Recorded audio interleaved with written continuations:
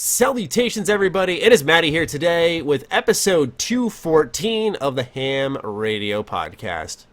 And it is me, Karak with ACG. We're back on schedule, mind you. You may be listening to this on a Friday, a Saturday, or a Sunday, but it's no longer on a Monday. It's not a solo show. I'm not in bed this time either. This is your normal listening experience for the H.A.M Radio Podcast. And you know, it's good to break away, switch things up. I got to say, Karak, it's good to be back to normal again.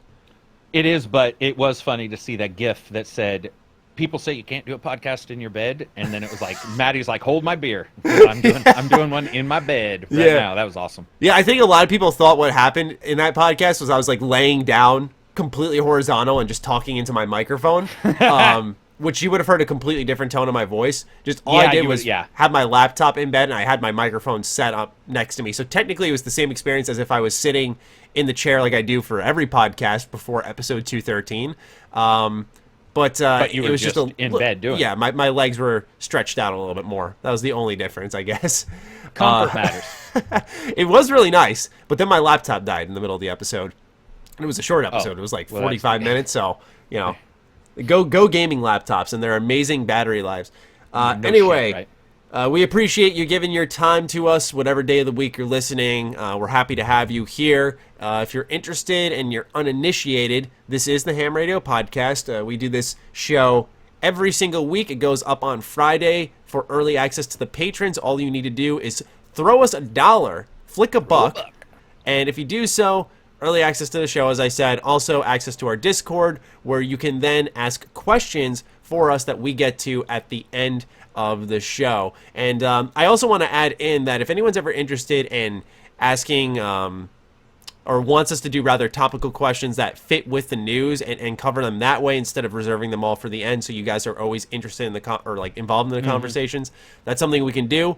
We just always like to have this show directed by you guys who listen to us, because you know, we're not the largest show, but we're consistent as hell. And so that's why I think it's because we're very back and forth with our audience. We're very interactive. And so if that's something you're interested in, we're more than willing to do that instead of reserving it for a section at the end. But we also want to make sure the patrons get their time, their focus, because, you know, they fuel the early access and whatnot. We could also say, like, patron talk, because you and I cover stuff, and then you'll be like, here's a question. Oh, shit, we just covered this. Or, true. So it's like we could just call it patron topic.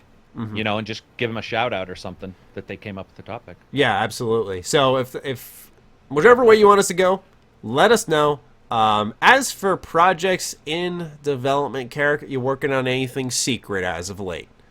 Not secret. We're gonna stream Warhammer Vermintide's expansion this Saturday with the streaming group. We're gonna I'm gonna cover. I think I'm gonna stream Remnant. I have the review for Rebel Galaxy on the 13th. Rebel Galaxy Outlaw on the 13th. Is that the spaceship game? It is. Yeah, I've streamed it twice. Dude, it was awesome. They had code. I joke about this on Twitter. Whenever you see me say early code is best code, it's because I just got an early code. That's obvious. And it's so nice. It was like 2.5 weeks early. And wow, like, dude, that's better than Ubisoft. Yeah, it was great. And they've been an Epic exclusive since day one. So even though people will still probably be mad about that, it's like this has been known. And so it was cool to get that early code that early, be able to play it. Yeah, but yeah, the review's coming out 13. I think the last time I actually got a code that early was my first ever review code. It was Saints Row the 4th. Is it the 4th or Saints Row 4? There was Saints Row 4 and then Gat Out of Hell. I think you're talking about the 4th. But anyway. Oh, you mean the subtitle might have been the 4th? Yeah, something like that. But that one I got 2 weeks early. That was my first ever review. Yeah, isn't that crazy? It's so nice. It really set a weird standard for me. Boy, did I have a rude awakening when I started getting hit with, you got 1 weekend. 3 days. Yeah. And there was one other game you and I worked on, I remember, where you were like, dude, I just got a code. I hadn't got one yet. I can't remember what it was, but you were was like, it Tomb Raider? It might have been, but it was literally, the review was a Thursday, and I think we got code the Thursday prior, or Friday. It might have been, because Square occasionally has given us early codes. But it was one of those ones where you're looking at it going, thank God. Yeah. Like, you know, it doesn't mean rushing Assassin's Creed. Through it. Assassin's Creed we got. Oh, yeah, Ubisoft, right? They're usually they're very prompt with that stuff. Yeah, so that's mine. That's my stuff. Okay, yeah, for me, Of course, I have to be vague, like I am anytime we do this introduction section, but that is coming to an end very soon. I was just telling Karak all about what's going on, and let's just say the moves have been made. We're almost there. Big announcements are coming. I'm aiming for September. August is a setup month. I also have a lot of traveling to do and events to do. I just went to my second event this month. I believe that will be the last event, but still... really big month for the channel. It's gearing up to get a lot of eyes on what I'm going to be announcing next month. So I feel like it's all kind of meant to be, and it's playing out exactly how I want it to.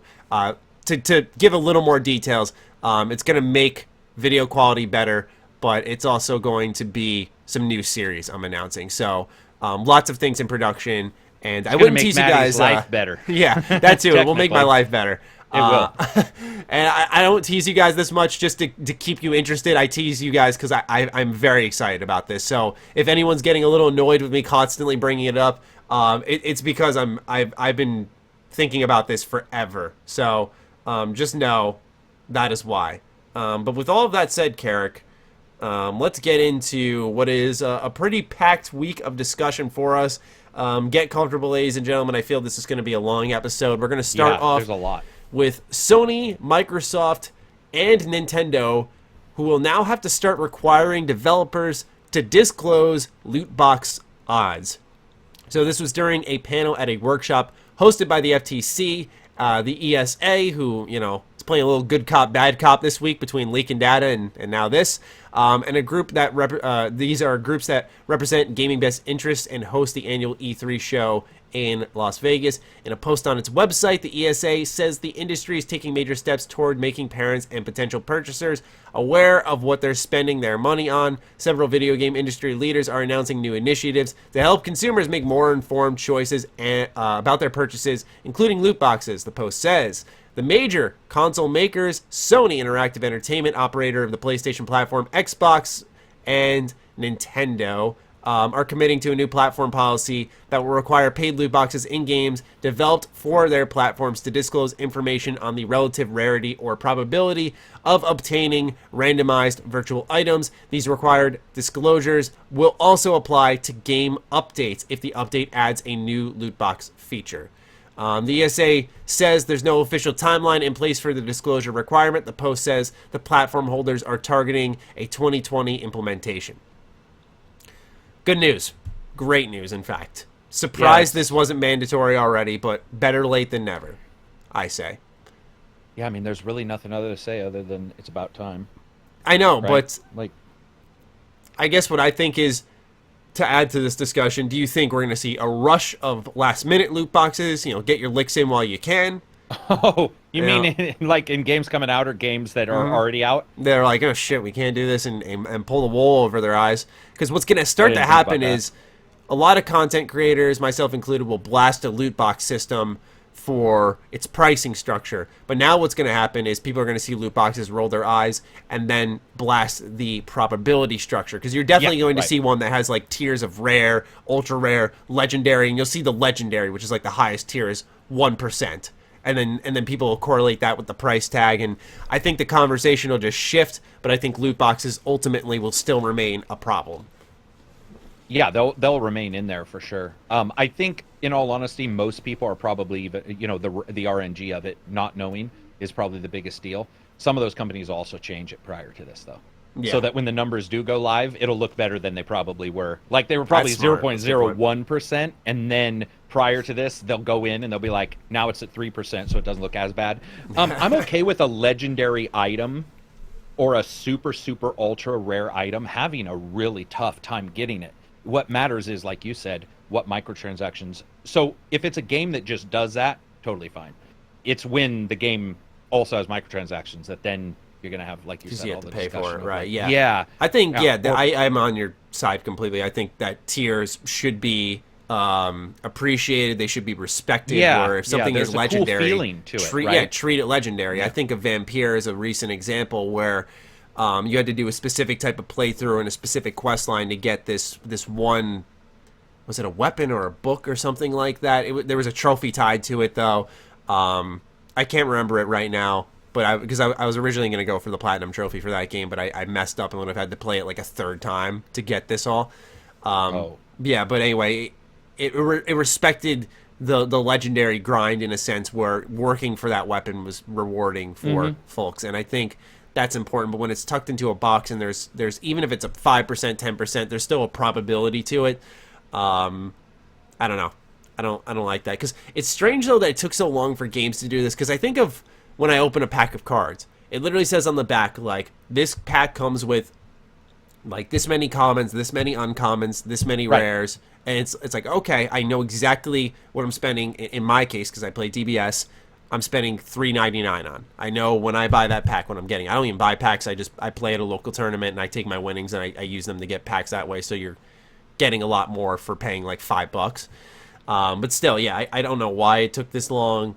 That's where it's weird with gaming. Like, I don't know why that's something that lags. I have a question. So does that mean okay, so there's two things. There's loot boxes, but I do assume that if this comes to be, what they'll do is they'll also just change it to be like Diablo, where a weapon just has a certain, I mean, Rarity some weapons, right. Yeah, I guess that's what, do you see what I'm saying? So like the loot box is the issue for a lot of people. So they're like, okay, you now look and go, a rare has this chance. But does that also mean that Diablo has to change and indicate all of their stuff? Because all of those, and that to me is like, that's sort of, now you're getting into odd, I mean, do you get the weapon, look at it, and it says like the percentage?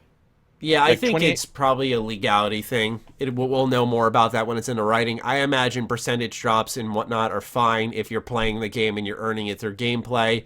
I think that's part of the hook of Diablo. It's just the micros that'll cause an issue then. Yeah, I think so. Because, like, I think part of a hook of any game is watching, Borderlands, Diablo, and seeing every enemy vomit out different colors of weapons and armor and going like, oh, what's that? Ooh, what's that? What's that? Purple. When the purple pops, you're just like, yep. Yeah, it's gratifying, and it's part of the hook. It's part of why people love those series. I don't think any of that will be affected. I think it's if you have to pay for a probability of something, that has to be disclosed. I believe that's the route that would be taken. I have a question for you. Do you see this becoming as nefarious as this? Okay, let me put this together. Let's say a company sees that, and they're like, we don't want to do this. So what we're going to do is we're going to sell you a gun, and the gun performs headshots at a higher rate than normal guns. So it's 99 cents, but let's say this gun performs headshots, but then the headshots are connected to the number of rares you possibly get from enemies. Do you see what this is becoming Illuminati at some point. Like, I sound like I'm a government conspiracist, but I'm like, but the thing is, I say that deep. I could go that deep. But they could go that deep, because we just saw that video of that. Wasn't it EA? The president of EA, or one of those guys at EA. There was a video a couple days ago where he was talking about how to best hook players. Oh yeah. Yeah. So I guess I shouldn't worry that I sound conspiratorial, but I could see companies going, okay, we're going to change like how a item works so that the chance is higher for these things that are nebulous. I don't know if I'm thinking through it right, but it just feels to me that if the game of chance connects to a rare count, and if that rare count is unlocked through a loot box, like you can get more upset rare count of weapons, armor, whatever, decals, then it does connect to that game of chance. Does that have to be disclosed as well? What the percentage chance is? Because you and I both play, so Borderlands is the best example, but like Remnant is going to do this, Diablo does it. But it's like, then they suddenly are like, okay, there's a 1% higher chance if you headshot these enemies of them dropping loot, and this gun just has a higher percentage of doing headshots, or like it's a shotgun, but it like a heat-seeking, head-seeking shotgun. It's conspiratorial now, but I just feel like, devs, if I'm thinking about it right now and we're only a week in, devs, publishers it's a lot of the, I don't know what position they would be sitting in, but the moneymaker's job, so to speak, I guess the publisher usually, to find ways to get people to pay more. Games are about long tail now. It's not just how did it sell, it's how did it sell, and then how many people stayed, and then how many people who stayed bought, how many people who left bought, how do we get those people back to continue buying. It's a business, it's a program, so I would not. I don't think you sound like you're a conspiracy theorist, because I feel like these are the things they run through. This is how they come up with something like a loot box. I think what you're probably going to start seeing is developers ditch the loot boxes and start they're like, okay, they're going to rub their hands together. We made this much just by randomized loot. What if we specify all the items in our in-game store? Exactly. And you pay like a $1.50 here, 50 cents here. Yep. And just make their own in-game marketplace that way. I really think in that point, that's where it gets bad. Where people are going to be like, bring back loot boxes. But yeah, that's the thing. Whenever you replace something without solid rules behind it, you get people working around the rules behind it, which is one of the worrisome parts. Well, the good news is they didn't put in a requirement and then say like, okay, this is enacted now. We'll talk later. Yeah. But they're like, this is we're writing this out. It's going into effect in 2020. I think that's good. Yeah, very cool stuff. It's positive no matter what. Yeah, I agree. Speaking of positive stuff, let's talk a little bit about Call of Duty Modern Warfare. It's grown grabbed a lot of attention over the past few weeks. It did its multiplayer reveal. There was stuff like a night mode, which I particularly thought was cool because the maps were dark, there was no HUD, and you'd walk around with night vision goggles. If you took them off, you literally couldn't see anything. So it brought an element to the game that you hadn't really seen before, and it seems that trend is continuing because Modern Warfare's Ground War is getting big changes. It features 64 players, 5 domination points. So instead of in your typical domination mode for Call of Duty, there's 3 flags you sit on for a little bit and you capture the flag. And then there's also player-controlled choppers and APCs, which, according to Game Informer, are considered the norm in said mode. Now, this sounds quite familiar, and it really should. Karak, what game does this remind you of? Battlefield, yeah. Yeah, absolutely. And so the way I thought this conversation we could start it off with is, why are we seeing Call of Duty, such a popular franchise, deviate from what makes it so popular and trying all these different modes that replicate other game experiences? We saw Battle Royale last year. They dipped their toes in that a little bit. Yeah. We see this year now Ground War pretty much bringing the Battlefield experience. Is this something that they've always wanted to do and are able to do now because of, we'll say, technology, where they have the right team trying to push the limits in the right way? What do you take from this? Oh, well, some of it's technology for sure, because like talking to devs, engine, they'll right? tell you. I just thought. Yeah, and they'll tell you the number of people was harder. So like 64 people versus 32 versus 10, back in the day. So now you have these larger areas where helicopters make more sense anyway. Right. I mean, yeah, some of it's tech, but I would assume some of it's just also them trying to capture the it factor of a game that's got everything. I mean, all of these, we talked about this before. Remember, like when I was young, you didn't have a racing / third person game like GTA. You were only in a car because the game couldn't do both engines types. It was just, you were in a car. That was it. You didn't get out of the car. And then suddenly open world came, and we lived through that, where it's like every game is open world now, instead, and we're still living through it. So to me, I think a lot of it's also just their desire to be like, we have it. So you can't, there's really no reason to go to Battlefield, let's say. You know, like if somebody's a helicopter pilot and they love it in one game and then this other big game comes along, they're like, well, hey, some of my skills might translate and I'm not missing out. Because I have jumped into a new game and been like, I wish they had blah. Whatever that blah was from the prior game. Maybe that's what they're doing. Yeah, I don't know. There's probably a lot of little reasons that sort of pipe up for it, to be honest. Right. But technology-wise, it sounds cool. It sounds cool. Like, dude, this new Call of Duty has probably got me more interested than most Call of Duties. Does it come from the multiplayer or the campaign? Oh, that's or both. True. I don't think it's got to be one or the other. Technology, probably, because it does look like an actual step up. You know how Call of Duties have always looked a certain way? I don't know how to describe it. They've always looked a certain way. This one looks cooler. It's funny. You don't notice that until it's going to sound kind of random, but I was editing, I was editing my Greedfall video for today, and I had Kingdoms of Amalur gameplay, and then it transitioned into Greedfall gameplay, and you just, that, like when you do that transparent fade where it like kind of crosses, they kind of overlay and they fade into each other, just seeing that transformation, right? Like it's kind of colorful. I don't want to say cartoonish, but there's almost like an art attached to the style. Rather, there's an art attached to Kingdoms of Amalur. Meanwhile, I feel Greedfall is more grounded in reality. Yeah, for sure. The way its models are, its color is. It's just amazing how different games look, but you just, in your head, think of them the same, but when you actually see them cross over, it's crazy. It's something that, ladies and gentlemen, might be, I wouldn't say hard to relate to, but I feel like I only notice it when I'm editing, because you'll start to see like just the, even like the screen ratio, like because the HUD changes, so you see like the screen like kind of shrinking and like expanding. It's kind of crazy how different some games really look side by side. Yeah, and for Call of Duties in the past, even though I liked some that are different, and Space One, for example, that it was still spacey, but it still looked like Call of Duty. And this one, a lot of the stuff I've seen it does look, unfortunately, closer to Battlefield, I guess. You could say unfortunately just because it might look a little copyish. But it's still, I don't know. It just, some of this stuff that they're announcing just sounds interesting. It could be because there's a lot of different things. That might just be what's attracting me. It's like, oh, okay, there's going to be this and this and this. Because I was really attracted to Black Ops. I didn't enjoy it as much as most, but I loved the idea that they, especially when they were showing those first videos of that. Mm-hmm. And they were showing like people sniping from do you remember the trailer where like they showed the guy sniping from like I think it was a destroyed skyscraper or something, and you saw all these different things going on, and I was like, damn, that looks fucking awesome. Didn't turn out that I don't know why I don't remember that. Black Ops 1? No, the Black Ops 4, the multiplayer only one. They showed a trailer of it when they were announcing different stuff, and they showed a trailer where like they were first announcing it, and somebody was sniping from when they first announced how big the levels would be. And right. I was just really attracted to that, and I think that's sort of what's going on here. It's just attracted to the scope. Yeah, I can totally get behind that, because you got, like I said, the night mode, ground war, typical Call of Duty gameplay. I think they have a traditional mode, they called it, something along those lines. You got the campaign. They're not doing Battle Royale, so... Do you think it's going to be one of those things, though, where maybe there's too many things, and maybe like getting a multiplayer game, you know how that there's always that mode that nobody plays?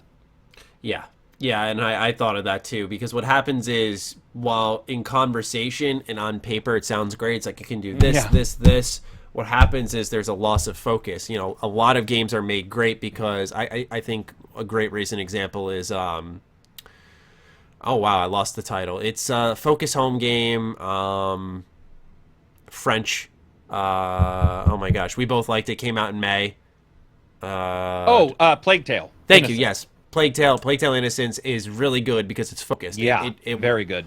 You saw it starting to like deviate a little bit when it had its own crafting system, and you're like, oh boy, like it's trying it again. But it made sense with the situation you were put in, and it just stuck to that and made it like a part of the gameplay system. And so that's a game that really emphasized to me that focus is so important, good direction is so important. And when you're like, let's do this, that, you got like different pockets of your development team doing different things. I feel like I feel like there could just be a loss of focus, but B, not everyone's on the same page because everyone's working on different things and has different ideas for different things. It's not like a more condensed And some focus. Gamers just want to come in and play deathmatch. Right, and that'll be an option. It's just they don't want the 8,000 things. Yeah. So yeah, I mean, there's a reason why Team Deathmatch is always the most played mode.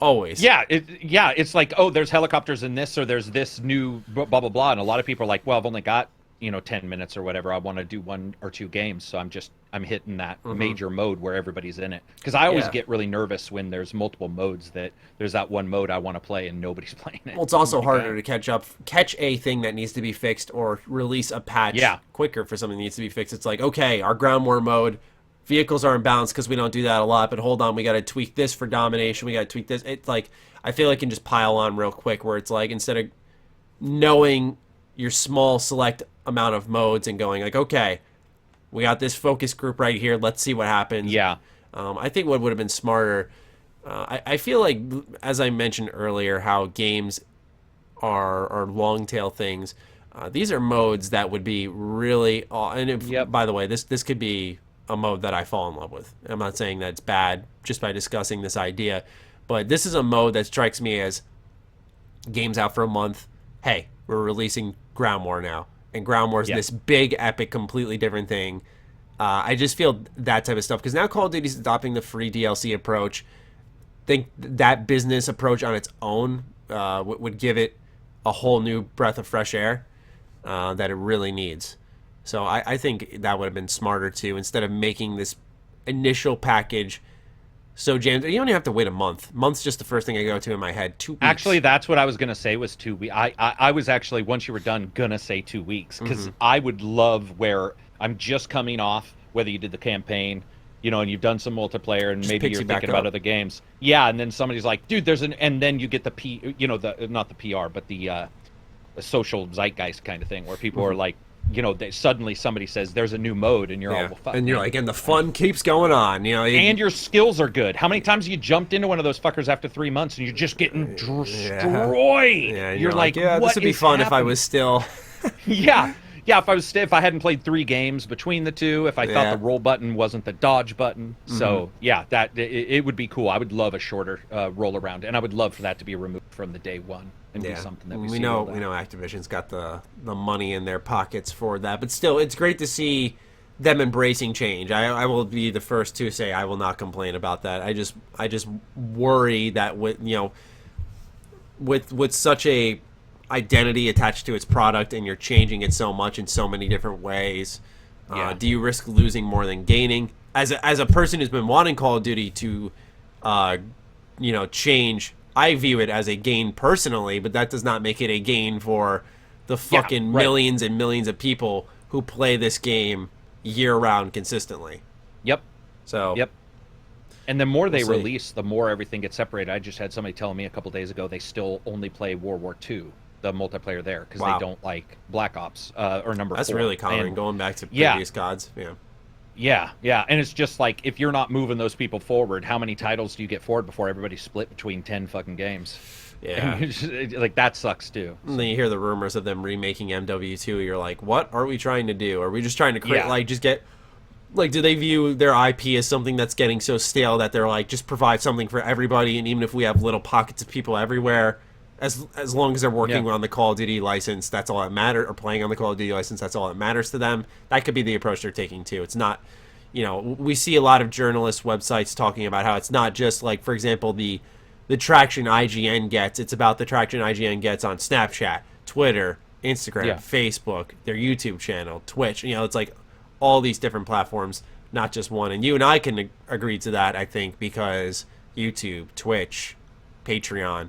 You want to know how bad it is, Matty? I have free HD TV due to my tuner. And a couple days ago, I found there's an IGN channel on TV. And it's just their reviews, interviews repeated over. And so that's something I never knew about until a week or 2 weeks ago. They used to have a separate channel just for their news. Yeah, true. Yeah. So, it's crazy, man. It's crazy how many different social media outlets there are out there that you wouldn't even know of. Like, you don't know where their traction is. And I think that's what I think Call of Duty is doing, is as long as they don't care if you don't like this and you go back to World War II. As long as you're there. You're on Call of Duty. You're still feeling their business somewhere. So let's talk about DC Universe Online, Karak, on the Switch. Yes. You've been playing this apparently quite a bit. Yes. How many hours we got? What are you thinking of the product? Does it run well on the Switch? Does it play well on the Switch? Are you hooked? Is this a dangerous game? Sounds 45 hours. Oh my. With 21 of those the moment I got the game. But I'm a DCU fan, so it doesn't look the greatest. No. It's aliased like nobody's business, docked too. So when you do it docked, you see the stair steps everywhere. I played it docked and undocked for the coverage, but 720p it looks fine. But docked, it's got this, like, if you see a straight line, it's pretty rough. It's pretty rough. But the crazy thing is that people don't realize that these MMOs that have been around for a while continue to offer their free content and then their paid content. So what goes on with DCU is it's been around for 13 years, or 10 years, I think. So it's been around so long that the single player amount of content is absolutely stupid. Like, there's so much that it's free, right? And it's free. Yeah, so that free up to 30th level, picking a couple powers, you can buy more if you wanted, but a couple powers are fine, and you just have hours upon hours upon hours of gameplay. So I really enjoyed the hell out of it. Technically, it's still got FPS issues. Crazy enough, it has FPS issues on the Xbox X and the PS4. It's just not the greatest running game. But for a free-to-play game, dude, I'm a big fan of people. Some people just don't have the money. And it's like, you buy one game, and then you're like, I don't have any money, so I'm going to return back to this one. This is one of those games that for free, you just download it and check it out. I mean, why not? Yeah, exactly. That's why I tell people with Smite all the time. I think it's the best multiplayer game out, so I'm just like, try it. Oh, which one? Smite. Yeah, and ESO is another one people talk about a lot. Even though does ESO cost a package price? ESO, you might as I can't remember. You might as well say, even if you don't have a lot of money, you can just buy the regular without any expansions, Tamriel Unlimited for like $8, and Okay. that's hundreds of hours for stupidly cheap. And a lot of the base game content is good. That's before you get into the expansions. Before you get into it. So with DCU, basically, you pick a character, and then you pick a mentor, 3 evil ones, 3 good ones, and they all run you through different stories, which is your first. You have 0 to 30th level, and then above that, you have these episodes that are continually released still, 10 years later. But, like, they just did Atlantis for the movie. They did a huge... And they're like comic book series almost. So you'll be battling, and then when a new movie comes out, or a new comic series that they want to put in the game comes out, this episode becomes available, and it's like a new many raids, voiceover content, and it's all voiced. That's one of the nice things. So even the actors from years ago have returned. The lady from did you watch Battlestar Galactica, the TV show? No. Okay. Shoot. Well, you know who Firefly Adam Baldwin is? Yeah. Do you know who that? Okay, so he's in it. As Superman, and he does a very good job. I believe he's in the cartoons. In fact, a lot of the cartoon actors are in this. Mark Hamill does the voices for Joker. That's just fun. That's just fun. Yeah. I like that. It shows that the team that's making it's having fun and like realizing a dream for themselves too. Yeah, and it's a third person, beat 'em up action MMO, so it doesn't have a ton of buttons. It's got like I think it's like 6 attacks plus your combos, but it's very fighting based. So you have your powers, but you also have your normal attacks, and they have a shit ton of combos. Okay. So it feels like a fighting game at times. And yeah, it's fun. You can group up you can make your own alliance with like 60 people, and you can group up in groups of 4, I think. I would tell anybody, I mean, it's free.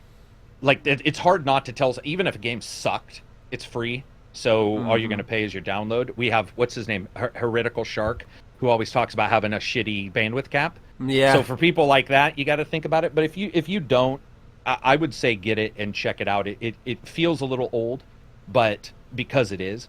But graphically on the Switch, they also did some cool stuff. Screen space reflections that make it look really good. You know what they need to bring to the Switch? It's just fun. RuneScape. Yeah, I mean, it's like RuneScape, WoW. WoW, I can see why they don't. Why isn't RuneScape on a console yet? I don't get it. Well, how many powers? I think it's about powers, because if you look at Star Trek Online, which is Cryptic, the company Cryptic, and you look at Neverwinter, they have switched to the 6 power buttons combo. So you basically have your attacks, and then a trigger alters your front buttons, and then the other trigger alters them again for different powers. Star Trek Online does the same thing, so it's playable with a controller. Is RuneScape like WoW, where it's got hundreds of skills? Because if it does, I think that's why. Now, I'm going off of classic RuneScape. I played RuneScape 3, I think it's called, which is like the new renovated one. I don't remember there being a lot of combat skills. I remember if you had, for example, a dragon dagger, you could press the special attack button and you do like a Z, and that would do like additional, I think, damage or something like that. Something crazy along those lines. Because I think that's the only... I mean, when I look at what MMOs are starting to come out, it does seem like if they can fit it on a controller with alternating triggers, they'll probably try. Yeah, I mean, they put RuneScape on the phone, so... Well, that's true. Yeah. And then WoW, I think WoW, of course, doesn't make sense, because WoW, you can have like so many power bars that a controller would be patently impossible to get a power off as quick as you wanted. But yeah, for a fully voiced MMO that's free, it's awesome. And then once you get past your first 30 levels or whatever, you start getting into power levels, and then you start looking at, do I need to buy some stuff? And that's when it becomes an FTP, and now it's more of a pay. So you can still do those things. It is harder though, so you get a ton of free content up front, but then at some point it's like you do have to look. Star Wars: The Old Republic. It's exactly very much like that. The Old Republic gets you to a level, I think it's 10, I want to say, or 20. But once you hit one of those levels, it's in that 10 to 20 range. It cuts your XP gains in half, and you can still keep playing, but it just nags at you. It's actually part of it. I stopped playing the Old Republic because of time. I just I have more of an interest in so many other games. I don't want to... If I were not doing this as my job, I would gladly sit down and sink thousands of hours into an MMO. But right now, I think I'm just sinking thousands into Smite instead. But yeah, I just... Once it stops you there and you see them like almost pushing you to buy it instead of letting the product speak for itself, I get why they do it. I don't disagree with their choice. It just pushes me away as a consumer, though. And I don't know if there's a better way to do it. I don't really think there is, because it's at a point where you go, okay, stop playing for free. We spent a lot of money to make this. Dude, and when you start this game, you have the different mentors. They all have, again, it's all voiced over. They have their own stories. And this game goes nuts when it comes to team-ups and crazy shit. So you'll have, like, all these crazy characters that probably have only rarely met each other in comics, involved in huge battles where you have to, and it's pretty epic. I mean, there's a couple battles even at the starting where you're fighting Brainiac, and then there's Superman, and then there's Wonder Woman, and there's Gigantora, or whatever the fuck her name is. There's all these characters all mixing together, and at some point you do have to look at it and go like, okay, I got a ton of it for free. At some point they're gonna want a little bit. It can't financially work any other way. I don't mean to keep bringing it up, but unless it's Smite, it's really, the structure of that game boggles my mind. So you have gems, which you can use to buy pretty much skins, voice packs, so like when you're using the VGS, like the in-game chat, people hear your call-outs in the character's voice, and sometimes those voice packs are attached to certain skins, so you'll hear like funny ones or cool-sounding ones. And then there's Favor, which you can use to unlock gods for like a rental period of time. So you'll spend 300 and you'll unlock them for a whole 24 hours. And I did that for years until I just said, screw it, I'm going to buy the Ultimate God Pack just to give them some money. Yeah. Because the Ultimate God Pack unlocks every single god in the game. You don't have to rent anymore. But I had so much Favor constantly because either I just had a bunch, or they would do double reward weekends, so you'd get double the Favor when you win. So I was always had a plentiful amount of this. I played the game consistently free and experienced everything in the game without paying $1. Yeah, and I've played hundreds of hours without paying $1. Here they also do weekends where they'll be like weekend free, so these powers are free, so you can try them out for 48 hours. And then the latest one was they actually had later episodes for free. So if you're at level 30 and you're all, I don't really want to continue the grind or do anything else, or I'm just playing with my friends, the episode will just be free because it's like $4.99. But it's like $4.99 for 8 hours. And at some point I'm like, you know what? It's $8.99 for 2 hours for a movie. So it's like at some point I have to look at it and be like, I don't mind throwing a company money, like you said with Smite. I did. Yeah, and I did Star Trek Online for hours, and then one day I saw Ship Pack that I liked, and I'm like, I could, play and possibly get it, or $4, I'll just, I'll buy it now. Like, that's okay. I've got it for free. So, luckily with these games, they offer a bunch free. I think DC Universe Online, like I said, it's well worth checking out and understanding it's 10 years old, though. But it's well worth checking out on the Switch. It runs really well also wirelessly. I was blown away because I'm so accustomed to playing all my multiplayer games wired. Yeah, and same. The Switch doesn't have that. Get really scared playing my Switch in like Smash or Mario Dude, Kart. That's exactly what happened. I was like, oh god, here we go. And loading times are probably faster on the Switch than most of the other consoles. And I was really impressed with their behind-the-scenes tech. They had a couple down outages because so many people were playing, but other than that, good for them. Yeah. Other than that, very good. I'm glad it got released. I'd like to see more of those games come to people for a value reason. I would too. Where you don't have a lot of money, it's like jump in. Free to play is fun. It really is. All right, let's move on to a smorgasbord of fighting game news. So there's a lot too. Yeah, it was EVO this past weekend. I grabbed kind of the main highlights, the main standouts to me personally, because I feel like based off our audience, this would interest them the most. So we got a brand new Guilty Gear game that was announced at the entire end of EVO. This is by Arc System Works. A lot of people were expecting at EVO this year for it to be Persona 5 Arena, but I believe based off a lot of insiders reports and the way that they're doing the Royal next year is that probably 2020, 2021 is when you're going to get Persona 5 Arena. But anyway, new Guilty Gear.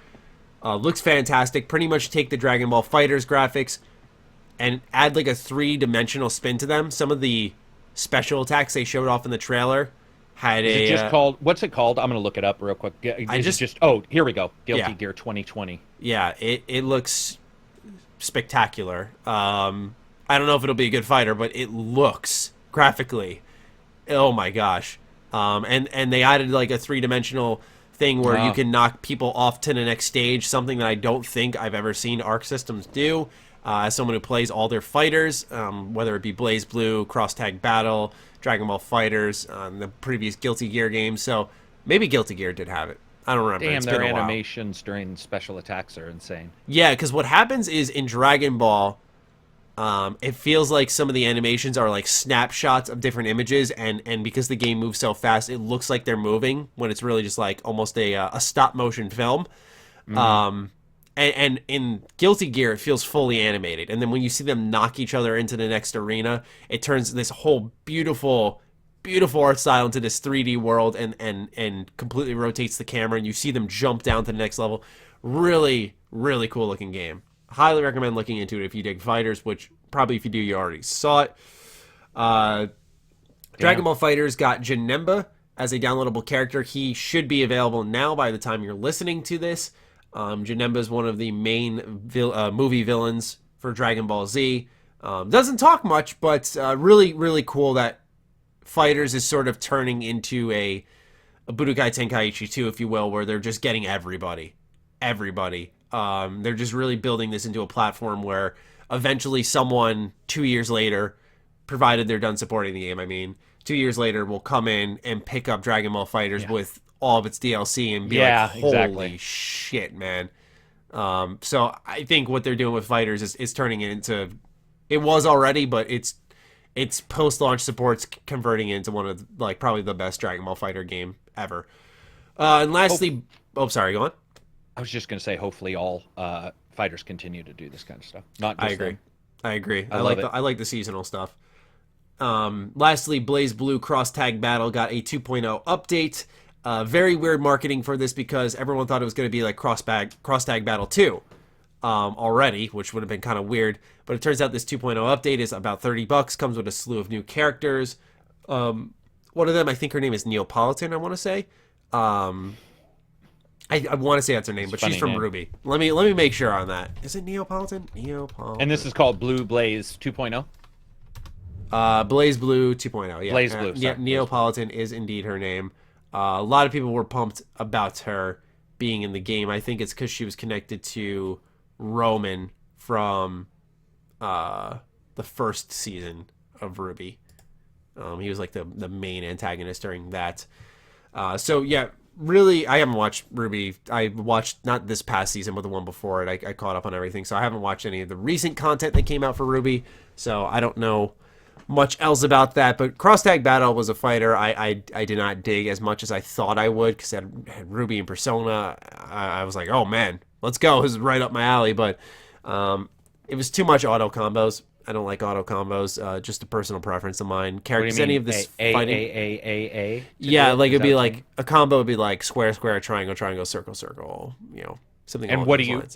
And that's auto to you. I prefer like square, quarter circle, square, down, triangle. Now he's knocked up. Jump, then like square, triangle. Because now you're doing a bunch of button movements. It feels like, you know, anyone can do square, square, triangle, triangle, and hit for like a fifth of their health.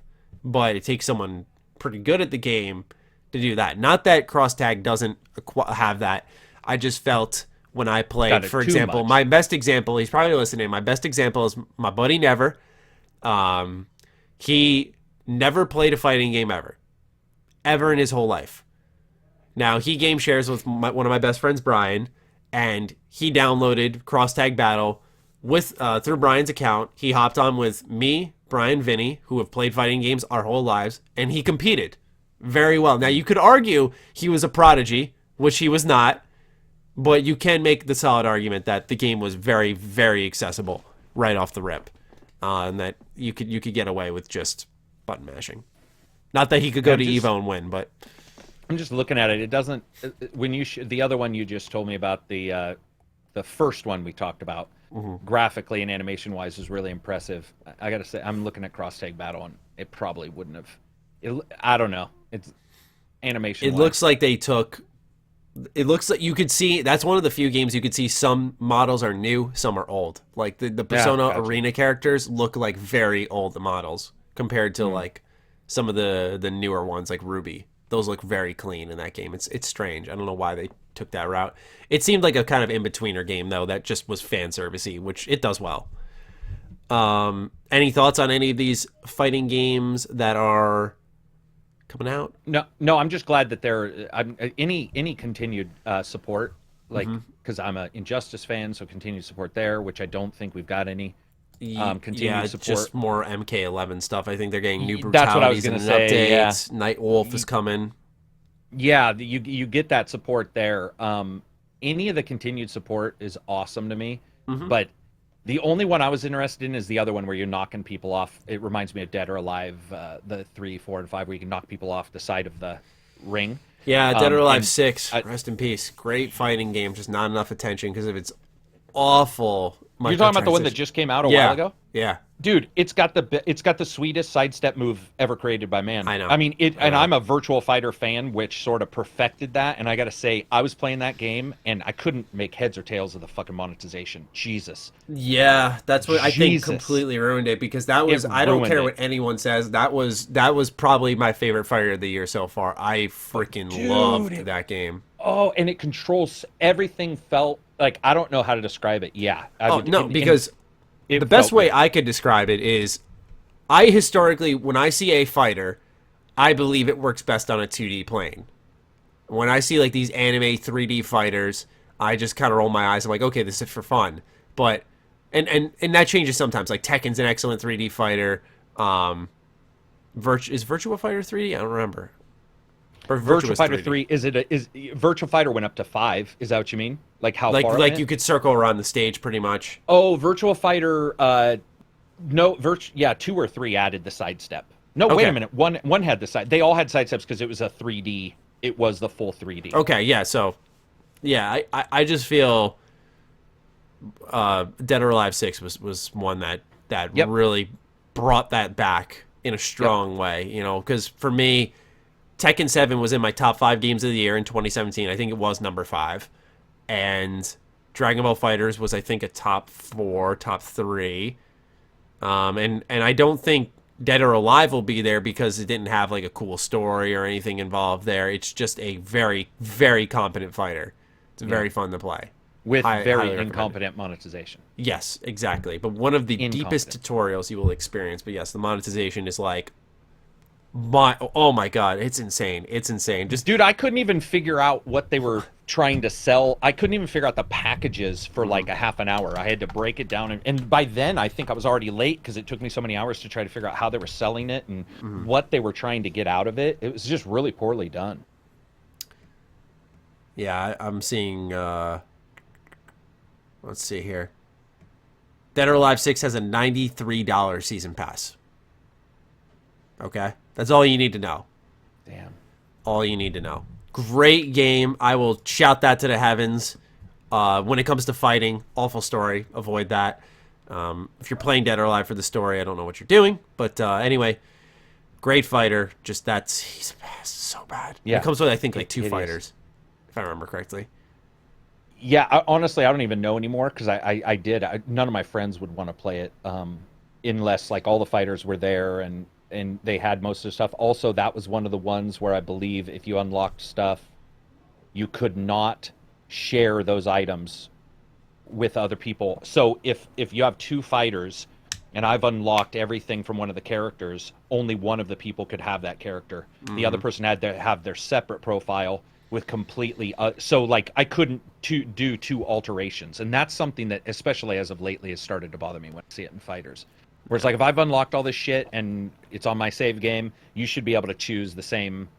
You know, if you want your own save game, that's fine. But if you're on my save game and I've unlocked everything for Lao in a virtual fighter, I want everything to be unlocked for both people. And it wasn't. There was a lot of weird things in that game now that I think about it. Too bad. Too bad. Indeed. All right. Off with the fighting game news and on with Death Stranding. So it seems like Death Stranding's exclusivity was revoked, Karak. And yeah, you can go through this story. This one's all you.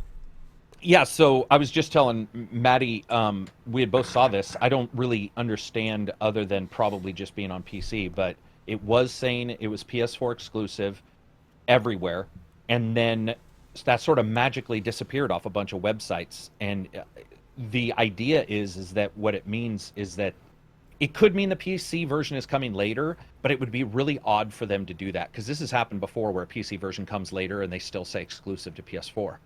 So the idea is that it's PC as well. And I was just telling Matty, it's like almost everybody I know, if they're looking at it graphically, it's pretty stunning. And if they have the ability to run on a 2080 Ti versus their PlayStation or PlayStation 4 Pro, they will probably go to the PC version. So that's interesting in and of itself. If that turns out to be what we think, then I think that's a pretty big get for PC gamers, because I don't think that's, I don't think that's really been a thing before. Thought. We know that all the Quantic Dream games, Heavy Rain, Beyond Two Souls, Detroit, went to the Epic Game Store. Yeah. Do you think there's anything to do with that? I'm not one of those people who acts like Kojima's our messiah. Okay, I'm gonna make that loud and clear, because these businesses talk one language, and it's the green language. So I'm not gonna act like he's above taking that extra dough, guaranteeing a game's success and then some. So I just feel it's a realistic possibility. I'm just saying. Yeah, it's probably more. Honestly, that is fairly realistic. Yeah. I don't think it'll happen, but I think it's worth considering for folks. Well, I would assume, since you only have a couple platforms on the PC, it's probably the same 50-50 chance. Right. It's either not, or it's for sure exclusive. There's really only a 50-50 chance. If all this is just not some weird mistake, where for whatever reason they've had people remove that, and maybe people listen to the podcast, maybe the news will have changed by then. But I didn't think about that, but yeah, you would be right, because a lot of companies have been very open that Epic's throwing around insane amounts of money. Oh yeah. And if that helps, that, let's say they were looking at it and they're like, in a year we'll do the PC version, and then Epic comes along and says, well, if we pay you multiple millions of dollars, will you go and try to get it day and date? I could see them being like, hell yeah, we would. I mean, especially if they're already working towards it, maybe. They have I wouldn't even call it a tactic or a strategy. It's not. It's really not. It's like, hey, you want money? Yeah. Yeah, dude. Okay. Go do this. And like multiple people have reported, and I've only talked to 2 developers who were open about it, but they were pretty clear about how much money was going around, and they were like, it's saved us from having to cut features. It saved us from having to remove 30% of people when you ship a game that usually get fired. They're like, we're shipping no one out. Like, not a single person is leaving when the game is out. There's definitely positive benefits that come from that monetary transaction. I think anybody, even the biggest haters of the Epic Game Store, could admit that much.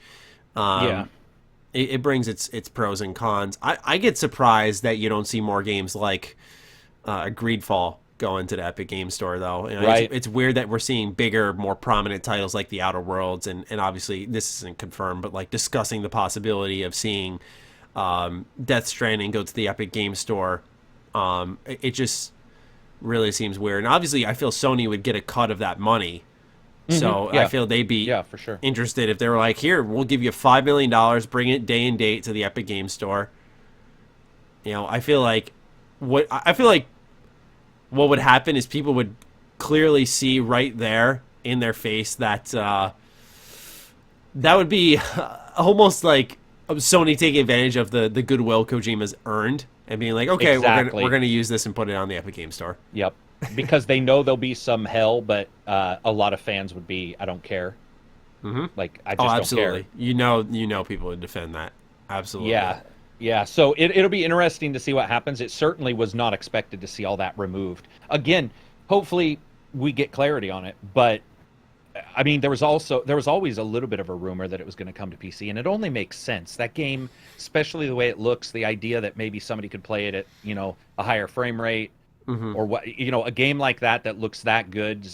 If the new consoles were out, it might be different. If this was next year and the PS5 and Xbox XXL were out, then maybe your parity is a little closer. But right now, a PC has so much more power than a PS4 and Xbox X, and the idea of playing it on a nice PC is probably really high for a lot of people. So we'll see. How long did it take for Phantom Pain to come out on PC? Oh, Was Phantom Pain right away? I think so, because I think it came out on Xbox. Because that was Konami. Yeah, it should have been on PC right away. Yeah, go ahead and double check that, but I'm pretty sure because that wasn't like, you know, the PlayStation deal came when he left Konami and they picked him up pretty much. Yeah, so that was instant. It just seems like these companies are starting to look at PC more, which is good too. Ignoring the Epic thing for a second, having it exclusive to just a console, whatever console. If you want your game to do well, and you can, especially crossplay if it's a multiplayer game, you can get it on both. Then all the power to you because you have more audience, right? Yeah. You know, you're not fighting against just unless one you're Spider-Man ecosystem PS4, stuff. you can just break records on one console. That was, dude. It's yeah, but it's worth it. Spider-Man also had quality. Yes, right. Like I don't think you could argue that if there's any game deserving, it's probably Spider-Man. So absolutely. Oh yeah, that was one game that I remember when I was reviewing. I texted my girlfriend like 40 times easily, and was just like, I can't believe I have Spider-Man. I can't believe I have Spider-Man. I can't like I just like and it was good. Yeah, that's what I'm saying. Like it's a very rare treat that you're like, this is in the Game of the Year talks, and this is a fucking amazing game, and I'm reviewing it early. Like and they gave it to us really early. Yeah, that was one. That was one of them. Yeah, that was early. That was one of them that was early. I was shocked. I had so much time to like. I almost 100% of the game before it came out.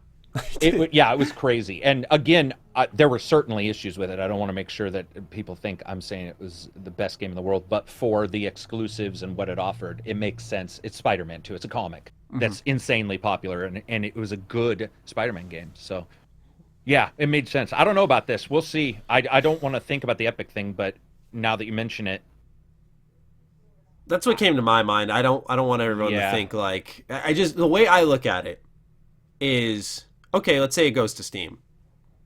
As a business, where does anyone benefit outside of a couple of additional sales that, you know, Sony's goal with exclusivity is drive people to our console. Right. It's not like everyone thinks where they're just trying to slam dunk Microsoft everywhere. They're like, okay, we want Kojima, big name, to drive a lot of people to buy our consoles, even though we have the next generation right around the corner, buy a new console and play our games there or stay in our ecosystem.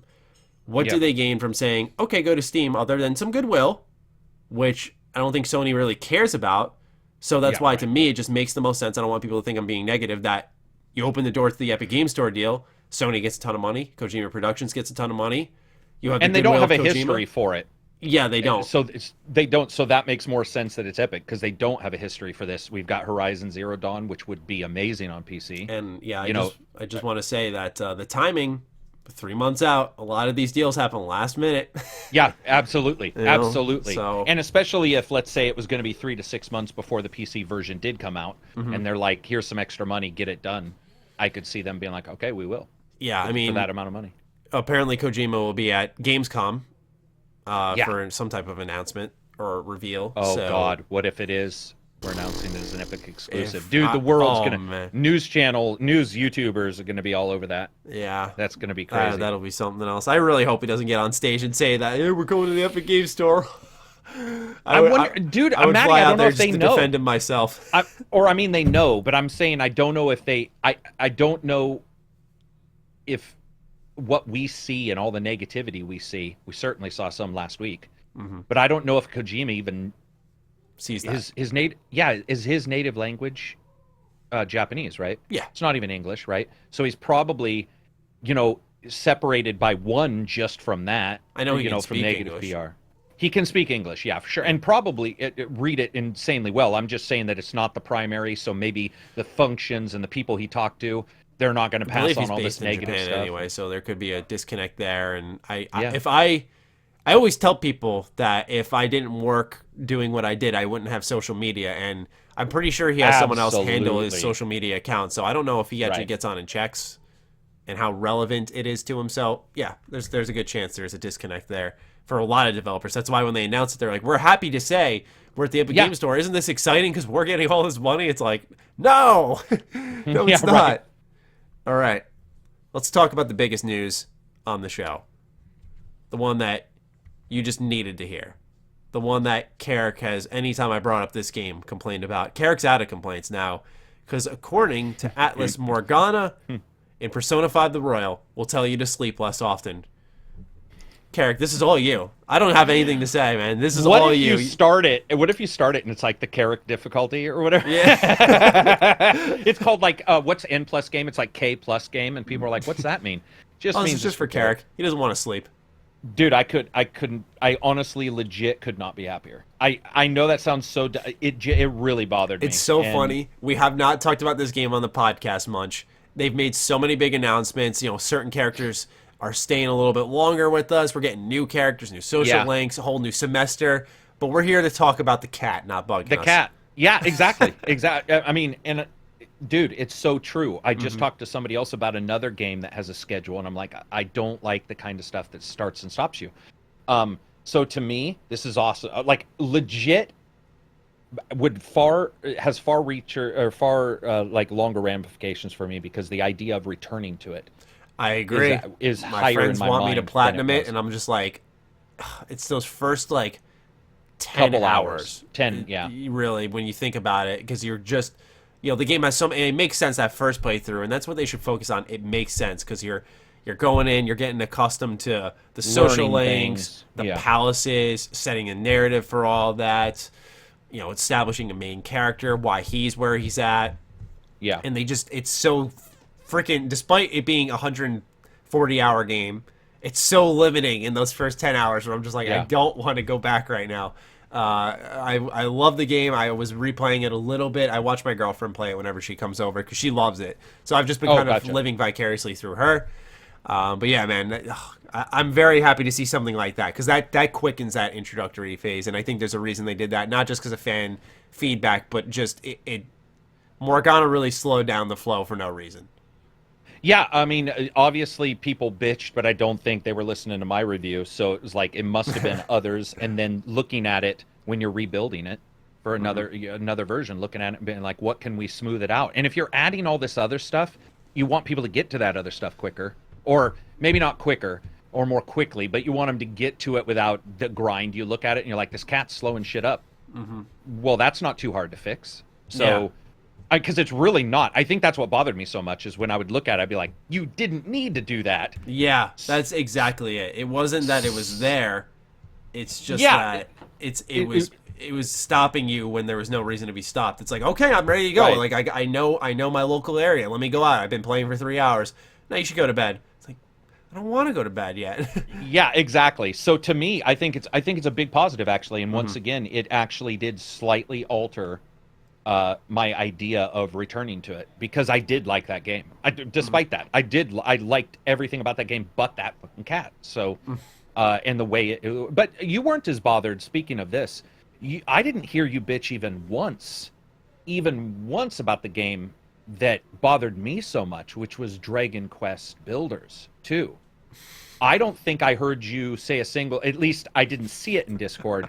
I don't think I've said anything negative about that game. I'm not gonna lie. Dude, that starting killed my soul, bro. When you're building that first tree, and they at about the 12th time, they're like, you need an acorn or whatever. You're like, are you kidding? I have 35 hours.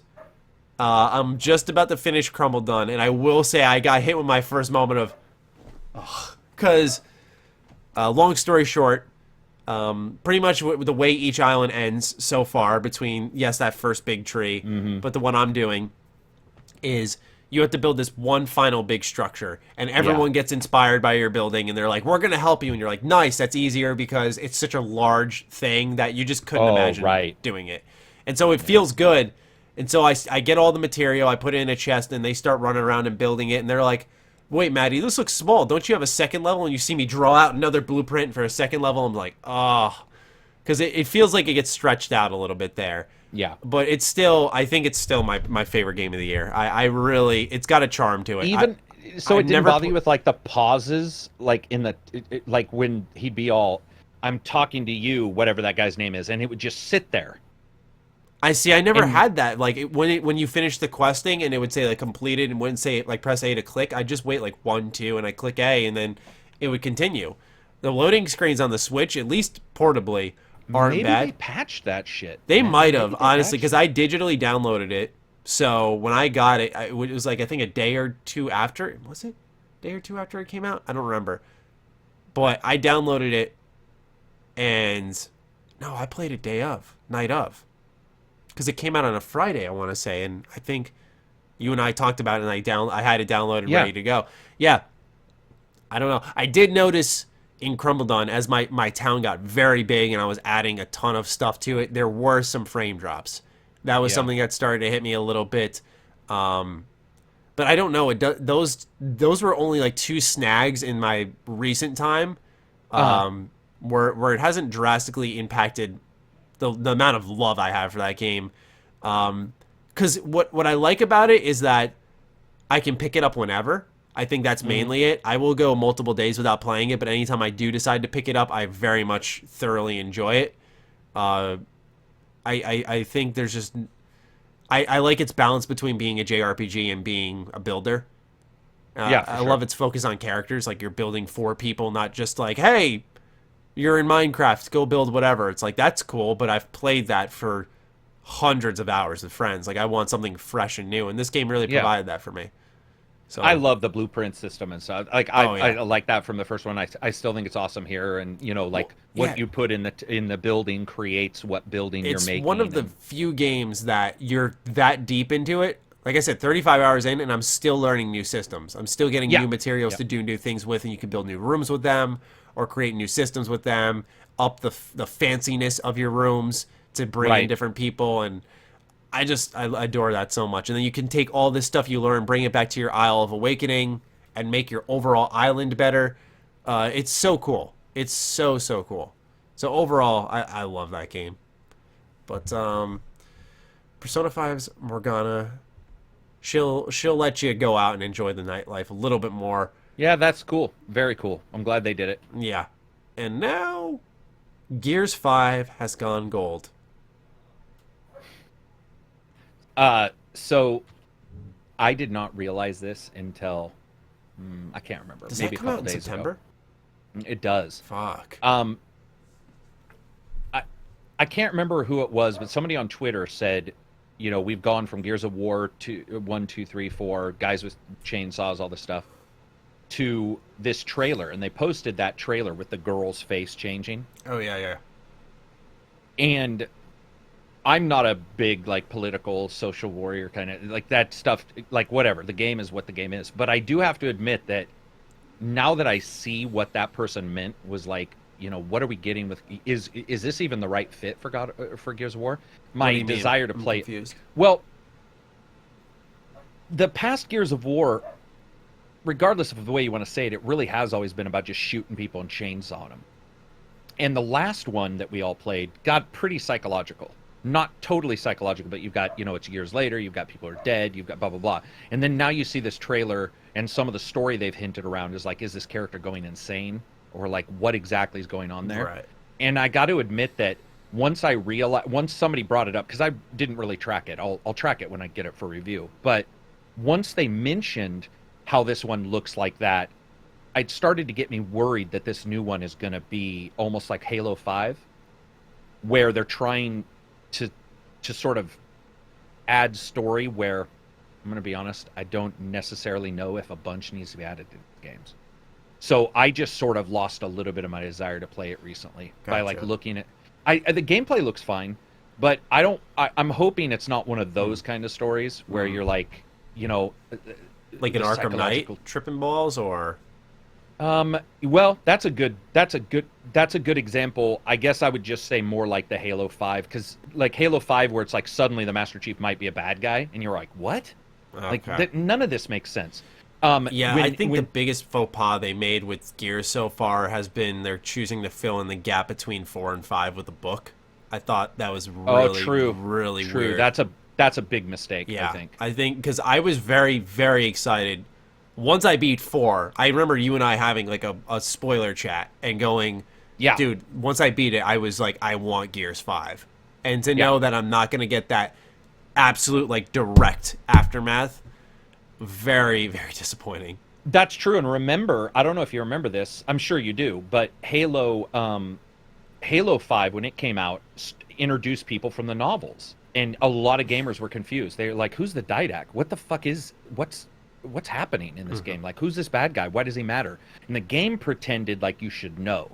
It didn't do a good... So hopefully with this one, if they do that gap, they somehow get us to understand what went on in that. Like, how are they going to do that? Are they going to be like previously on Gears of War in the book? Yeah. Right? A recap or something like that, or a cutscene to start off. A prologue. And I hope it doesn't... I hope it's not... Yeah, I didn't even think about the direct right after... what do you call it? The impact of a game directly right after. Because it's not. That's true. I just thought that 4 was fantastic. I really, really liked Gears 4. And I did too, despite my issues with the story. Yeah. It's funny enough because I thought the story in the game was pretty fun. And I thought the ending was like, whoa, no way. You mean for 4? Yeah.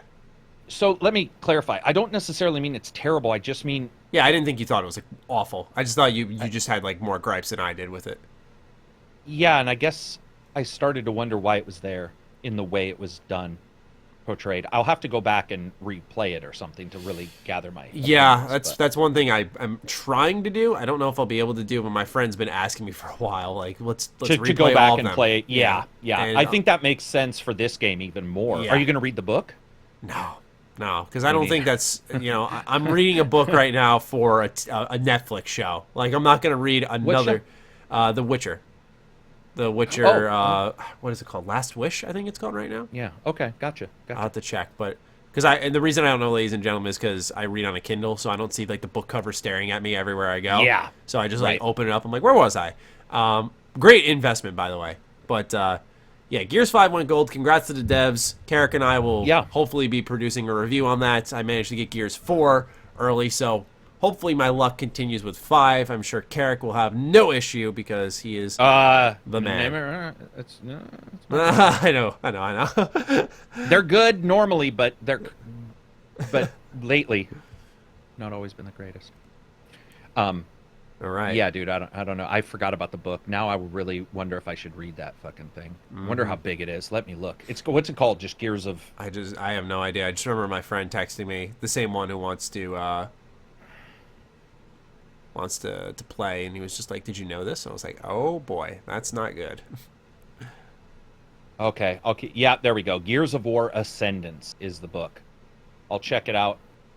Oh yeah, dude. Yeah, there's a couple. It says there's a couple years between. What? Oh my God. So I thought it would be like a month or two. Like a 6 month. Wow. That's kind of disappointing. Well, we'll see. We'll see if it affects the whole game. Yeah, we'll see. Not to get negative. We'll see. Yeah. All right. Lastly is the patron questions. If you didn't catch me in the beginning of the show somehow, maybe you skipped around. What we do in this section is we grab your questions from the Discord on Patreon. If you're not a part of that Discord and you signed up for the Patreon, all you gotta do is send me a message. Someone did actually the other day, so I just pop you an invite. I thank you for joining up, and we get to chatting. So we got the Grim IT, aka Grimblade. He asks, what is one critically or popularly, that's one word that always gets my tongue tied, acclaimed game that you never played and why? Limit to games you could have viably played based on your age.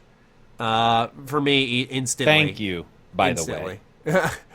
No, I want to just say thank you to Grim for stating that caveat of not an ancient game, because that comes up a lot. Go ahead. Mine would be Uncharted 4. You haven't played Uncharted 4? Nope. Oh. Yep. Wow. I don't like Uncharted that much. I just... I don't like that. I enjoyed the first one a lot. Second one kind of lost me. Third one I didn't care about. Fourth one I was like, all right, I just know the series is not for me. Mind you, I love The Last of Us, and I think that's where Naughty Dog's strengths lie. I think you can see them venting some creative passion in there in that series that you can't do in Uncharted because it's so lighthearted and fun. And that's what makes The Last of Us special. So I'm happy Uncharted exists. I'm glad people love it, but I just don't like that whole Indiana Jones adventure for treasure type shit. I can't get into it. I really can't. And I know it always comes up with Uncharted, but the whole, you can't kill people as you mow down like 40,000 people with ARs. Like, I can't get into it. There's just this immersion that's broken. He smirks and gets away with being a homicidal maniac. Yeah, exactly. It's just something about it. Mine for sure. I mean, I could cheat because I barely played it, but Zelda. But I won't. I'll say a game I never played at all and got and own is Mario. The big one. Odyssey came out. Yeah. Yep. Yeah. That's a Nintendo Switch game I've actually seen that people like, but they're like, this isn't as good as we thought it was at first. Oh, really? I didn't know that. I haven't seen that. I don't know if that's the whole general consensus, but I've seen a lot of people over time going like, oh, cool. Just in individual conversations. Cool. Not in a bad way saying cool, but I like it when people look back and go, you know what? We got caught up. Like, we got caught up a little bit. I mean, yeah, it doesn't surprise me. When the reviews came out and they're like 9.5, I'm like, it's probably very good, which when I played it and beat it, yes, it is very good. It's fun. It's, a nice collectible haven. Lots of callbacks, lots of personality and charm, but I would never, ever, if I did a number score like that, give it that high. Because we were just talking about how games back then you could either be a racing game or a third-person open-world game. Right. And now games try to do it all. This game limited itself to just like 3D platforming, 3D puzzle solving, and it's like not much beyond that other than saying, oh, Mario's in a bigger space now that can do all of the same things that he did before. Still fun, still satisfying to play, but I wouldn't say it's as great as everyone else does. Yeah, good question. Yeah, Johnsonville. Why is he called Grim IT, by the way? Yeah, I don't know. I think it's because of his new job or his interview. Oh, gotcha. Congrats if you got it, Grim. Johnsonville asks another excellent question. I'm really big into management building games like SimCity, Civilization, Roller Coaster Tycoon, or even parts of State of Decay. Do you guys have any recommendations for this genre? Wow, it's as if we should have included this in our section talking about Dragon Quest Builders too, Karak. Yeah, no shit. That would be my suggestion, Johnsonville. Do you have any for someone who likes management/builder games? Well, Age of Wonders has some technical issues and some diplomacy issues. I just reviewed it, but I would say if he said Civ, right? Yeah, he did. Civ. I think he put Civ. Yeah, I mean, Age of Wonder. I love sci-fi, and it's a sci-fi Civ. So that would be my suggestion. Even though I wasn't in love with it, I think the general consensus is a bit higher than mine. Mm-hmm. So I have no problem saying that that's probably something he should at least check out. Or State of Decay 2, the DLC. Just cheat. Just play the game. Play the game I knew he already sort of liked. I'm trying to remember the name of the game. I'm sure it'll come to your head. It is a post-apocalyptic game. It's like 2D. It's like this. This War of Mine? Yeah. That's another one. That's a good example. Yeah, this War of Mine's definitely that's definitely a good example. It's a lot more sad and grim and kind of. Oh yeah. I think that might be putting it lightly, actually. It's putting it you need Paxil before you even fucking play it. But yeah, I'm not lying, man. That thing is dark as fuck. Yeah, it's a pretty sad game, Johnsonville, but it's got some of the management that you're looking for. Where you pretty much it reminds me of. It reminds me of Darkest Dungeon, where you're just always fucking losing. You're always losing somewhere in that game. And so if you like to just get fucked up a ton and manage it anyway, and have a game to stomp out your willpower, then that one's for you. Bearded Panda has a question for you, Karak. He asked this last week. Obviously, I did a solo show, so I'm grabbing it now. He reposted it even just for you. What is your favorite work from H.P. Lovecraft and game inspired by Lovecraftian mythos? Currently finished reading his short stories, The Horror of Red Hook and The Shadow over Innsmouth because of The Darkest Dungeon. And he said reposting because Karak wasn't on last podcast, LOL. So, all you. Clive Barker's Undying sort of takes some of Cthulhu stuff. I don't know if he means exactly Cthulhu, but Clive Barker's Undying is one of my favorite horror games of all time. Alan Wake mimics a lot of H.P. Lovecraft. The weird thing where a writer goes insane because of their knowledge, that kind of stuff. But if he's talking about just H.P. Lovecraft, there's a game called Darkseed, which is prior to Maddie being born, I believe. You were born when? What 95. year? Prior to Maddie being born, there is a H.P. Lovecraft slash H.C. Geiger, who created the alien design from the movie Aliens, called Darkseed 1 and 2. And then Alone in the Dark, the series, which the last one, no. Ignore the last one. That was on the 360. It was horrendous. But the prior ones before that were all really good. Cool. Do you read H.P.? Yeah, that's probably not something you'd read, right? H.P. Lovecraft. You haven't. I don't know what I'd expect from it. It's just I played like board games styled in that manner, Like Arkham Asylum or those were. Yeah, Well, I guess they're it's fun. They're very moody and atmospheric. Yeah. I love them for that. I feel like a book is right up my alley, but I just feel like the games represent that so well. But I could be wrong. And the writing, I don't think is it's very thick. Like, I mean, the multiple words meaning the same thing in a line, kind of thing. Where it'd be the dark grim Fountainhead. Yes, exactly. It's like a lot to unpack per sentence. Dude, yeah, you'll get a paragraph, and no lie, H.P. Lovecraft, especially some of his stuff, not all of it, some of it, like you just said, you're using WinRAR from your PC to try to fucking unpack what you just got, and you're all WinZip. You know, you're like, I gotta start over and read this because it's so. He was moody. That's a perfect example. Moody is a perfect term for his stuff. Yeah, I if I were not in the process of balancing that the Fountainhead along with The Witcher, I would probably pick it up because The Fountainhead's like a book I read and it's like, okay, that's 5 pages. All right. Off I go. You know, and like I have to unpack it slowly. I'm a good reader, but I just, you know, I can totally admit my reading level's not at that level where I can just like unpack on the fly and read like 40 pages of it and be like, okay, I digested all of that and totally understand what happens. Like, it's just a pacing thing, I feel. You do Netflix shows, right? Because you're going to do Witcher. You're obviously going to watch I've watched, are you saying have I watched Netflix shows? Or do you watch Netflix a lot? Or just like, I mean, because have you heard of Altered Carbon? No. The TV show? Oh, no. Okay. Well, Netflix has a series called Altered Carbon about the future, and that writer as well is something that might be, it's cyberpunk basically, but it's thick as fuck. Like, but really cool, easier to read thickness, where the writing is more your and my modern versus H.P. Lovecraft, which was 50, 60, 70 years ago. I can't remember when he died. There's different types of writing. There's usually like that. Yeah. I think that's a perfect word. Thick word. Thick. There's every sentence is like, oh shit, that's a lot. Yeah, and then when you start it, you're like, I gotta work out. Yeah. And then there's the writing like I experienced when I've been reading The Witcher, where it just paints a picture in your head with these fine details that you never... That's this one. That's Altered Carbon, for sure, what you just said. Fine details? I like that. Yeah, very, very cool. I'm blown away you haven't seen... you might want to check out Altered Carbon. Just watch an episode and see if you like it. Yeah, I go through this loop endlessly, and my girlfriend manages to break it at times when we're together just because she's like, let's do something else. And I'm like, okay, that's definitely a good idea. And so then we'll watch some Netflix. Gotcha. Or whatever. And I guess I just like my loop of like, because I work all day. So when I'm done with my day, I want a game. And so it's just like, I feel like sometimes if I don't game, I don't know. I might as well game, because I feel it's the best form of entertainment and storytelling and everything. So it's like, absolutely, I get you. Yeah, and so it's comfort. It's comfort. It's your cycle, and Yeah. it's comfort. It's like that's what works for you. Yeah, nothing wrong with that. Absolutely.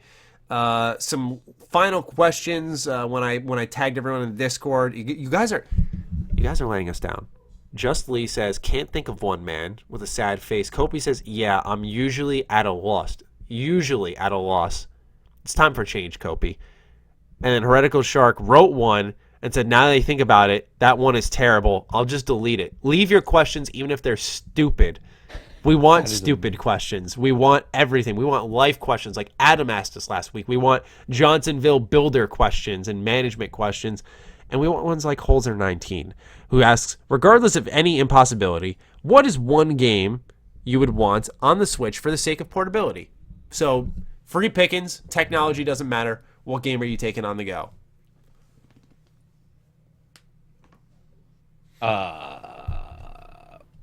Honestly, I would like to Fallout probably. Damn. Because I don't think we'll see Fallout 4. But on the go, I think Fallout 4 would be fucking amazing. And it's one of the few that I can think of that I don't think they can do it. It's a good question. Yeah, probably Fallout 4 right now, just off the top of my head. For sure. I think that's more because it's so many areas are just go here, kill that. Yeah, it kind of works in a pick up and play manner a little bit more than I'd say a 3 or New Vegas. A 3 or a New Vegas, right? Yeah, which ultimately I would want, but I'm gonna say, okay, this might just be because it's on the brain, but I'm gonna say Star Wars: The Old Republic. I think that would be awesome to have on the go. I would really, really like that if I could pick up and play that whenever. So I would choose that as well. Like I would replace Fallout because I love that game. But I guess he did say regardless of technology. Mm-hmm. So so if I ignore the commands, the fucking 80 command bars that are on the screen in that game, yeah, for sure. That game is redonkulous in the amount of content. So yeah. And it's good. I mean, I personally think the Trooper story is amazing. Very good. So yeah, I would go with that too. If we're somehow figuring out how the control would work, that game would be I would play the shit out of that. Yeah. On a Switch. That's a good example. Johnny EC, final question. What's up? I think I talked over you. Nothing. No, that's all right. Continue. Because what happens is my AC blows, and then I'm yelling. So I'm yelling over my own ears. And then you talk low at the same time. I'm like, wait, did I? And I have a tendency to go off and start thinking of technical stuff. So yeah, I was trying to think of how we could get it to work. Now I want that game on the fucking Switch. So now I'm trying to figure out how, as a developer, we would put it on the Switch and get it to work. Because now that's what I want. Like I legit was like, would they do another controller? Like you fucking snap another controller Imagine on your that. Switch. They could probably get it to work on console. What they'd probably have to do is give us a hotbar of like 4 to 5, and then if you click like R1, you switch between each hotbar, and each of those abilities that is activated by like square, triangle, circle, we'll say, or X, Y, B. Sprinting, clicking on the left stick. A is to interact, speak, select. Start button brings up all your menus. Oh, or touch screen. Jesus, it's got a touch screen. Yeah. So if you have some on the touch screen too, it's got a touch screen. I don't use it very. I don't either. Admit I rarely use it unless I'm entering a password. I forget half the time. It's kind of weird. So do I. Because it doesn't have like, I don't know how to describe this. Maybe I'm the only one who sees it. But when I open my 3DS, it's almost like the screen that's touchable has almost this like bump that when you press, you can feel like you're pressing into it. Whereas the Switch, you're like, it's like your phone. Like I guess because your brain's programmed to know, like I can like right now I'm scrolling through my Discord chat. I'm just moving my finger up and down. But it doesn't have that like touch bump, that like haptic, I think is the term. Haptic that would feedback. probably be, yeah. I think the Switch has, for my Switch, and you can turn it off, has this weird thing, almost like an electrical thump. Does yours have that? Where I'll go like, when I enter and I rarely do this, I did it for DCU, I had to enter a code, and I was like, I touched D, and instead of just touching it, it went like, zip-boop, under my finger. Maybe that's the rumble. Oh. I didn't know that existed. That might change exactly what I was just saying. Yeah, that's the only thing, but it doesn't change the screen at all. It's just you can feel this weird. I don't know how to describe it. It just goes bump, like this bump. Your system's punching back. Yeah, exactly. I'm fighting the Switch, but yeah, it's got a touch screen. So let's get KOTOR now on the or Star Wars Online on the. Johnny EC says, it's hard coming up with a unique question every week. This is why we encourage you guys to get creative and wacky with it. Right. Like, you don't have to ask us game questions only. Like, we are people, and we want to get to know you as people. If you want life advice even, sure, we're here for you. So it doesn't have to be like always like the new game, the relatable topics. Just fire away with anything, man. Card game stuff, books, TV. Did he ask one? He asked... he said, I'll return to the question you asked back. Any upcoming games you guys are personally excited for? I think everyone knows for me it's Borderlands 3, it's The Outer Worlds, but I've added Greedfall to that list. I am very, very, very excited for Greedfall. It looks fucking good, my friend. It looks so good. And I would add Remnant. Yeah, I'm curious about that. I wouldn't say I'm excited. Exactly. That's exactly right. I love the idea, like third-person shooting, Souls-style game. It's very creative. It has its own niche, so to say. I just want to see how it plays out and how much you can... Because, like, part of why Souls, I feel, always went with melee is because you can control the character has to be close to the enemy he's being challenged by. You can't just run away and shoot from a distance and avoid being hit. So how do they make it tough on the players still while keeping it fair? It's a lot harder to do with guns. So that's why I kind of reserve some of my excitement for it. Yeah, I would agree with that. Is that the last question? Because I have a question for you. That is, yeah. So we asked this in the international because I think this is important, and something just popped up for me in the last couple weeks. You have martial arts too, so you can't answer with that, by the way. This is the caveat. Oh. So I'm big. I absolutely love when your brain catches on fire. Like, you find something cool, and instead of being like a little hobby, you dive into it. Like, you find, like, airsoft for me. I found out about airsoft, and like I knew everything about it in a month. It was just so.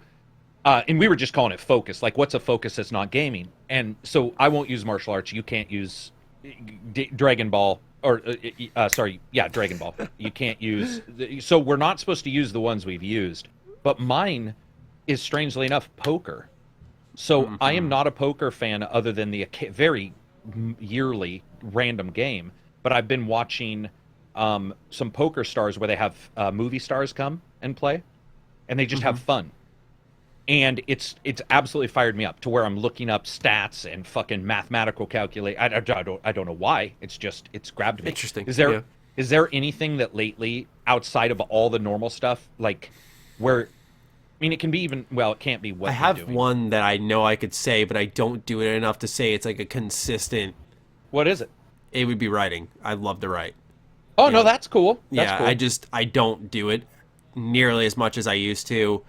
Because a lot of my writing, my is channeled into my scripts, like, and that's more informatively driven. But I like to write stories. I like to write characters. I like to write I guess information pieces, not like what I do in my news, but more so like what I would do for school. Like, tell me about this disease and everything in its history and like how we came to cure it. Yeah, that type of stuff where you just kind of teach yourself by writing the paper because you find it more beneficial to yourself than whoever you're handing it into.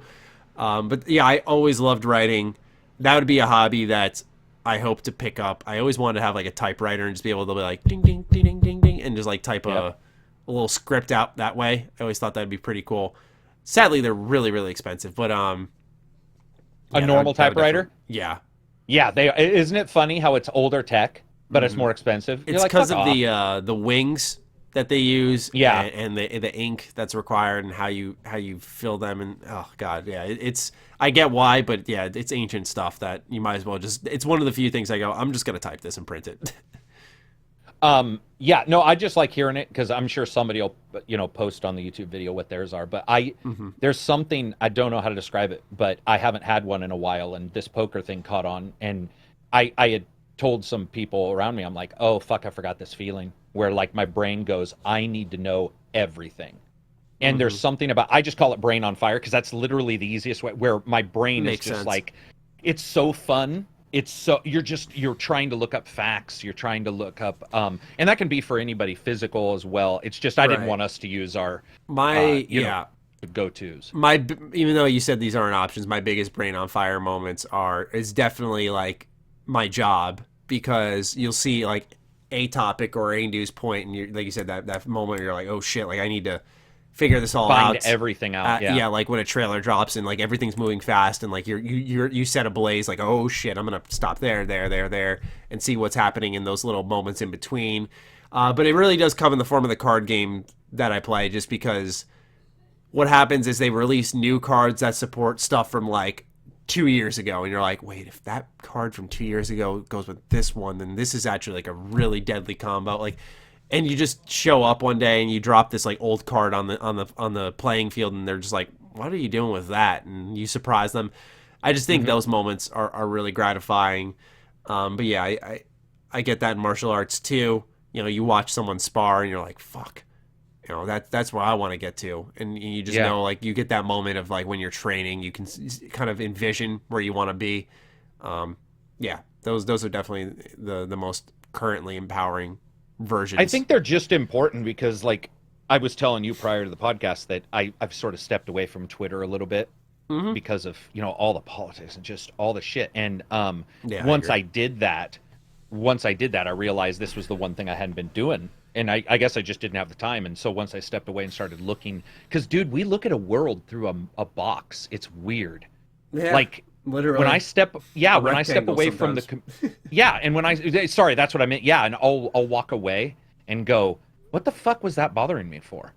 Like, I'm experiencing shit through this that I could turn off, and then its experience is literally gone from my entire life, because I bring it in to tell others, but they don't. In my real life, none of my friends, well, they watch the videos, but that's all they would see. They wouldn't see the other stuff. And so I think it's so cool to have those outside focuses. Martial arts, I mean, obviously we can go to the ones we know, but it's fun because even in your Discord, I'll be talking to like Grim about drones, and you can tell he's fired up about, the flying drones.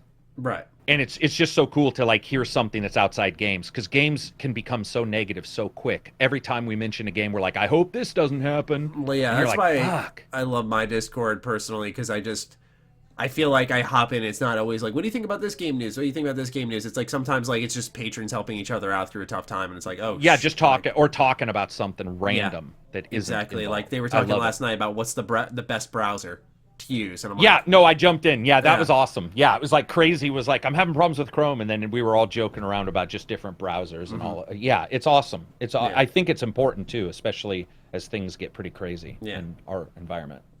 I agree. So, ladies and gentlemen, if you've listened this deep, thank you so much for your time. We do really appreciate having you here. Once again, if you're new and you enjoyed this show, do consider sending us a little... Oops, I hit my desk. Do consider sending us $1. It helps with the show, gives you early access to this wonderful podcast. You can get in on that Discord that we were just talking about with all these wonderful people. Karak, any closing thoughts? Any final words? Yeah. Something that's been bothering me for the last 12 episodes you and I have not done, and we did it religiously, and you guys did it prior to me coming on, is the hashtag. So hashtag in deep. That's, if you got this far, put that on your hashtag for your response, because we forgot, we stopped doing it. We stopped doing the hashtag, and that's something that's actually sort of cool. Our biggest weapon and our biggest enemy is our free flow. We very much go with the flow week to week, so we don't have consistency outside of like intro then news. And we just segment that. So we lose, like, I'll listen to so many podcasts that are like, first we'll connect with our viewers. Now our introduction. Now we'll do a Q&A. Then the news. I'm like, I can't do that. Like, I just need to prioritize, like, this is the big news. This is the stuff we're interested in. This is how we're going to cap off the show. We just have, like, a consistent beginning and end. And in the middle, you just get whatever the fuck you get. Yeah. And that's what causes me to want to return. Like, not, you and I would talk, but, because we do podcasts, and I don't know if either one of us would like that. Like at some point, you'd be all, "Oh God, here we go." It's too structured at that point. I think it's fun, based off the response we get to our show. People are just like, it's more of a genuine interest in just what do they have to say this week. Yeah, right. Not, and obviously some of our headlines drag more traffic in. But I don't know, like, it depends what's going on with people's lives, I think, because I thought last week's podcast episode would blow any other one we've done recently out of the water, and it's not. It's just like another podcast episode. So I think we just got a consistent listener base who's just like, let's listen to two idiots talk. Yeah, dude, and then honestly, I think that works, because I've seen people post on your YouTube videos where they're like, this is cool. It's just like a bunch of people talking about what they enjoy versus always the news. We hit the news, but talking about random shit. We've talked about card games, and even I had people in my Discord be like, wait, they're talking about collect, because even I don't cover that in mine. And they were like, whoa, you guys were talking, and I'm like, yeah, go watch it's something that you don't necessarily see as much, and I think it's cool. But yeah, we do forget things, and we'll add that to our thing that we need to be consistent about. Yeah, hashtag in deep, because we do forget that one, and I think it was fun to see who watched it all the way. Yeah, I agree. So we appreciate you if you listen this deep, and we will catch you guys next week with episode 215. Peace out.